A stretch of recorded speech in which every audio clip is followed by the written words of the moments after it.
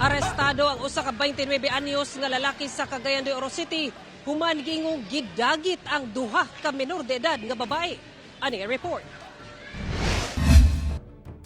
Arestado sa mga personahe sa Agora Police Station sa Cagayan de Oro City ang 29 anyos nga lalaki human gireklamo sa mga residente sa Barangay Gusa sa Cagayan de Oro City nga nangidnap og duha ka menor de edad nga babae. Gani ang sospek nakulatahan pa sa mga tawo sa lugar. Sumala sa kapulisan, ilang gikustodiya ang sospek pinasikan sa reklamo sa mga banay sa duha ka menor de edad. Apan sa ilang pagsusi, ilang nasayran nga dili kidnapping ang nahitabo tungod aduna kunoy relasyon ang suspitsado og 14 anyos nga babae nga usa sa mga giingong biktima.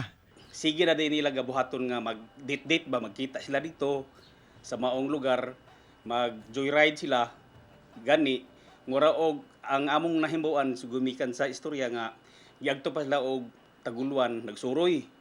Pagsuroy nila, pagbalik nila, nasapnan sa ginikanan dayon. Apan bisan pa nga adunay relasyon ang sospek ug usa sa mga biktima, may kalapasan gyapon ang sospek, ilabi na nga menor de edad kini. Di bawal gina siya tol kay kanang mga minor ay under ka na sa guidance atong mga ginikanan. Parental kuan gyapon sa guidance. Wala na makuha pa sa GMA Regional TV 1 Mindanao ang payag sa sospek human nga gipailawom kini sa medical examination ug inquest proceedings. Kasong paglapas sa Article 271 o inducing a minor to abandon his home ang atubangon sa suspitsado. Akong tambag po sa mga kalakin nga pangutanon po ninyo siguro ang babae kung minor ayaw lang ninyo ko anak kay under parental guidance gina sa sa ginikanan kanang minor. Kung nagkasinabot mo bisan pag nagkasinabot mo nga na relationship ninyo ngalan nga minor ra siya, bawal gina siya. Kauban si Makoy Sempron sa kamera.